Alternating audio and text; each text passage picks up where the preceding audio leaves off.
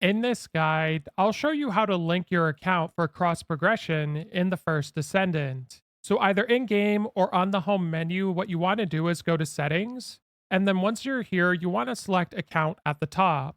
Now, here's where you'll see the option to link your account. So, I'm going to select Link. And then you're going to go to Link Nexon Account. Now, what this is going to do is open up the web browser on your respective console, and from here, you have the ability to connect with the code by going to that link, or you can connect with the QR code.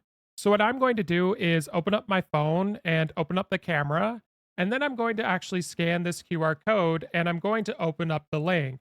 Now, when I've gotten this scan, we'll have this link that I can tap on and it's going to open up on my web browser. Then you want to sign into the same Nexon account that you're using on a different platform right here.